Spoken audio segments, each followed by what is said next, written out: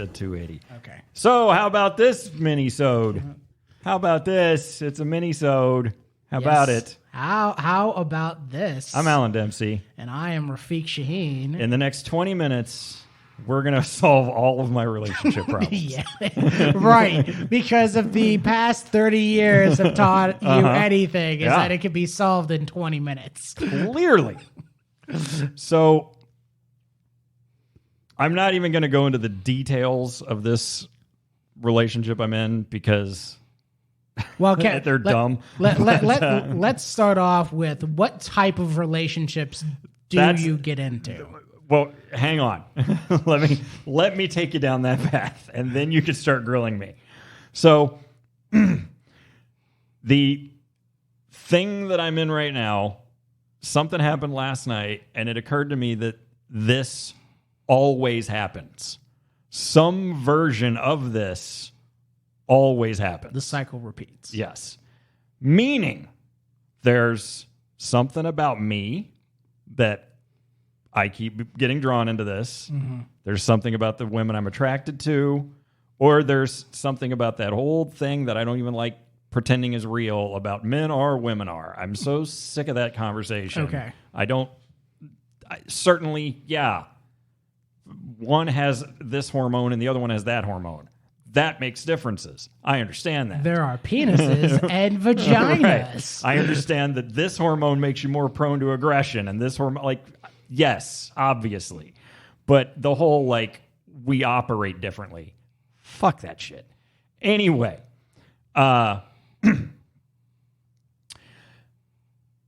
okay, so imagine you go to, say the name of an interest, something that people like doing. Skateboarding. You go to skateboardersmeet.com and you connect over your passion of skateboarding. And you spend time talking about skateboarding and the things you want to do together. I want to go to this skate park and I want to go to that skate show. Is that a thing? Skate sure. Show. Yeah. I want to do something extreme with 2 X's. And then as time goes on, because you're meeting under the superficial circumstance, right? Our mutual interest in the thing, and then of course over time the relationship deepens, and it becomes less about that superficial, farmersmeet.com, right? And then here's where I always end up, some version of this, okay, which is as I get closer to the person and get more invested in them as a person, all of that foundational shit starts to go away. Okay. I'm not really interested in skateboarding anymore. And I don't want to play Tony Hawk. And I don't want to go to the skate park. And eventually I find myself going, well, shit. I am now invested in this person on a human one-on-one level, but I'm not getting any of the foundational shit that this was supposed to be built on. The initial thing that attracted you is not being met anymore. Yes. And then I go, well, what are we doing here? And so this is where the analogy is getting away from me, because fuck skateboarding. I mean, this has happened to me the number of times I've met women. This is what happens to me. They fill my head. You're the best. I want to move in with you. I want to, whatever. Right. Emotional love shit. I want that too.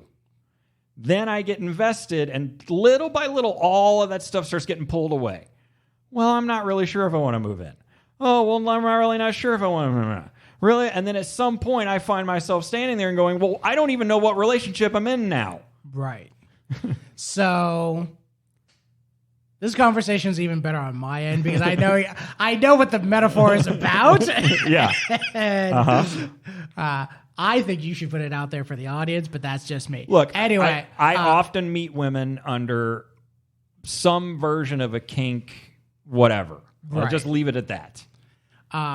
So only on farmersmeet.com, by the way. That's we love our farmer tools. Right. Oh, those dirty hoes. Anyway. I see what you did there. Anyway.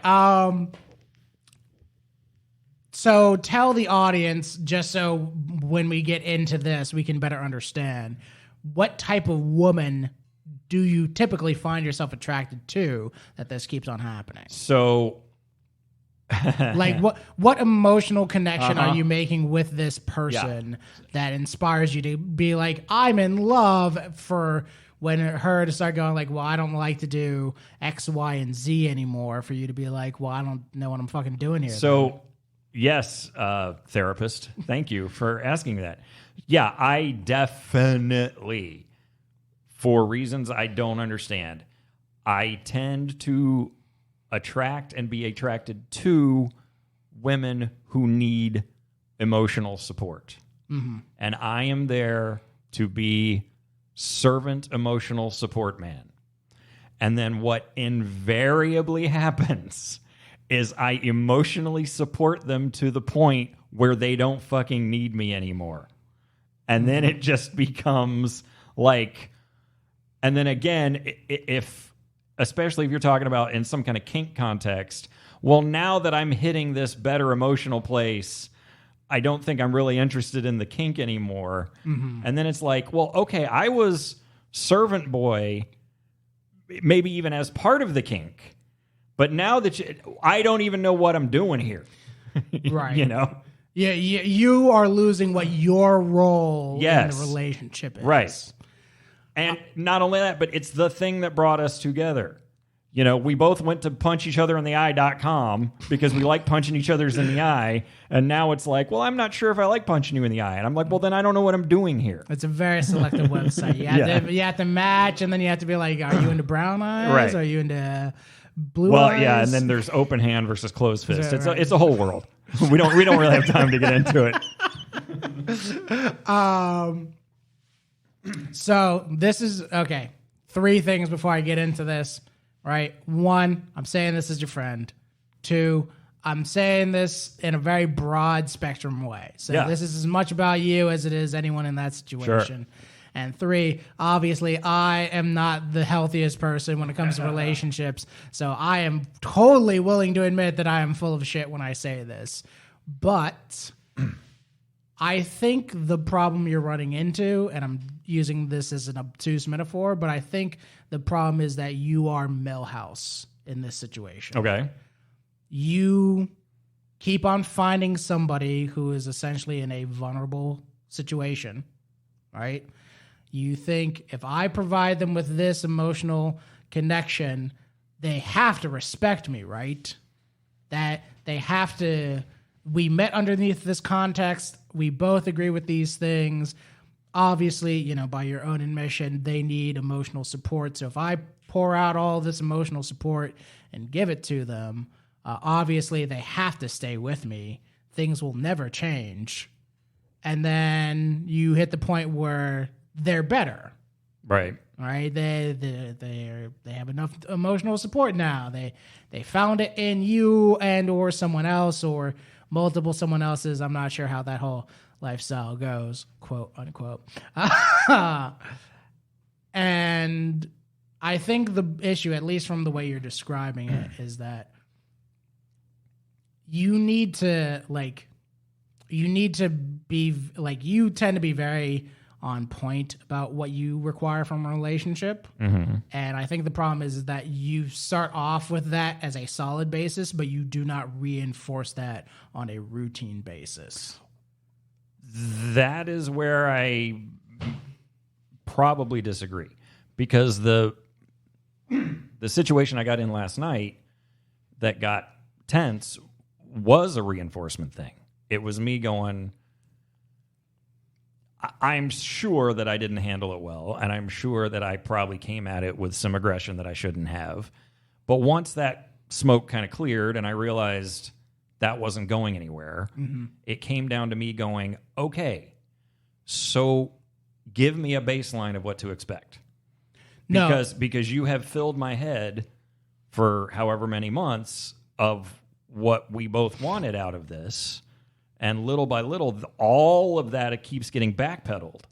So I put the line in the sand. What do you want from me? So I get that part, but what I'm saying is by reinforcement is reinforcing what you want. Because in the situation you're describing to me, I go, you're putting the onus on them to draw the line in the sand as opposed to you drawing the line in the sand. So that gets, okay, and that's where it gets complicated. And that's where we have 10 more minutes to finish all of my relationship problems. So early on, when you meet someone new, it's really easy to cut and run. Be like, this isn't going the way I want it to go, I'm out. At some point, I shouldn't universalize it. Maybe this is my character flaw. But at some point, I get invested in the person. Oh, yeah. And I'm like, okay, this isn't going the way I wanted it to or the way I was told it was going, but I'm in it now. So, and I'm also a huge fan of boundaries, and I'm a huge fan of if you tell me you don't wanna, then I go, okay. And I'm not going to be the one to try to negotiate you out of that. You don't want to. You said you don't want to. That's what it is. Yes. You know. So once I'm invested, once they've got me, once they've kind of got a clue that I ain't going anywhere, that's when the rugs start getting pulled out from underneath me. See, and in my... And again, let me rewind this a little bit to say how I would handle that situation. Because and again, this is just me with my own fucked up relationships, but when I get into that situation and someone starts trying to pull the rug out from underneath me, I go, oh no, I already told you this rug needed to stay here. Right. So if you can't handle that, I'm more than willing to get off the rug so you can have it. Right.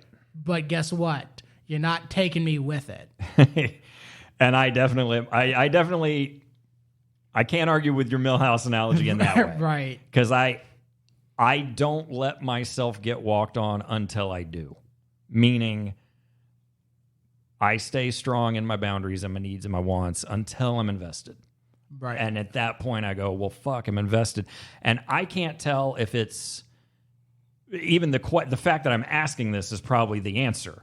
But I don't know if it's genuine investment in what's actually happening and being plugged into that, or if it's the, I already lost it. The sunk cost fallacy. Is that what it's called? Yeah. I'm sure it's a little of both. Where you put so much time in, you're like, I got to keep this afloat because we've been together 6 months. Right. It's got to. Right. I think sunk cost is a part of my decision making there, but then also it's like, well, I'm in it now. Yeah. You know? I mean, so here's the thing. It's like relationships always require some compromise. Like there's always a natural give and take to relationships and how they function. But at the same point in time, there's always a thing, especially when it comes to romantic entanglements, where, and I know this always sounds bad when you say it out loud, but where you have to go, is this valuable to me? Sure. Would you rather spend 6 months with a person who then goes, all the things I wanted out of this relationship have completely changed, and here's my new laundry list. Right. Right? You have to look at that moment and go, is this relationship valuable enough to me that these new things are worth putting up with the extra time, effort, or change? Right. Or do you go, these new interests don't align with mine, so fuck it, I'm out. I would rather spend another 6 months trying to find somebody who does match my interests. Yeah. Because going back to the original analogy, you go, I'm into skateboarding. I love skateboarding. I love playing Tony Hawk. And then one day she goes, I hate all this now. I hate Tony Hawk. I never want to skateboard again. I only want to play the cello. And you go, I don't fucking like the cello. Right. So guess what? You can go play cello, but I will not be there playing cello with you. And if you're okay with that, then we can continue to cohabitate in this situation. or we can both mutually go out and find somebody who likes our respective interests. Well, and also, at some point, I'm going to learn. At some point, the 43-year-old said, I'm going to learn that that ain't going to be the first time that happens. Right. You know, this person's going to do this every 6 months. Right. In some way, you know. And that's, people grow and change and they evolve or whatever. And, people aren't static. What you like in Tony Hawk now may not be why you like Tony Hawk 6 months from now. Or you may decide you no longer like Tony Hawk. Well, okay, so let's let's attempt to unravel this in 4 minutes. It is my experience that everything we're saying would be unacceptable on the other side. Meaning, what they are drawn to in me is the steady, stable staticness. Right. And they are not going to be happy if I'm knocking over card tables, and it's like, so what's going on there? Is that a man-woman thing? Is that a society thing? Is that just I'm attracted to crazy bitches thing? What is that? I think knowing what your actual thing is, sure. I think that's kind of the nature of the people you attract, because that particular subset of people like that kind of solid, static individual.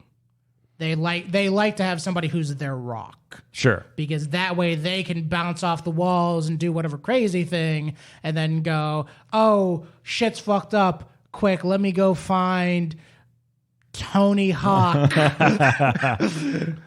and lay my head on his shoulders, and he will make every skateboarding fantasy come real. Right. And I think that's just one of those things in which by and large, in this context, I think part of the issue that you may be experiencing is you just need to accept that that's who they are.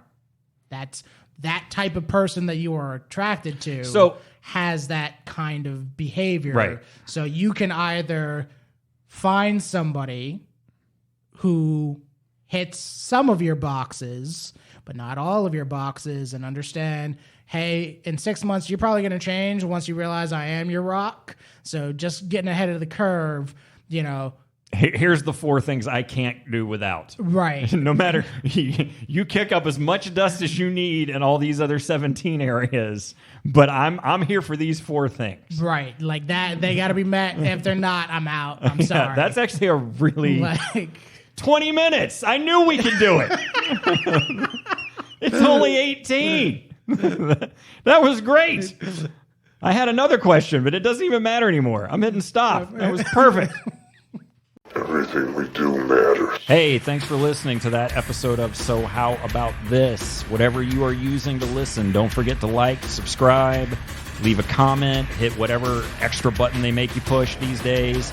On Twitter, you can find us at So How About This 1. The words are So How About This, followed by the number 1.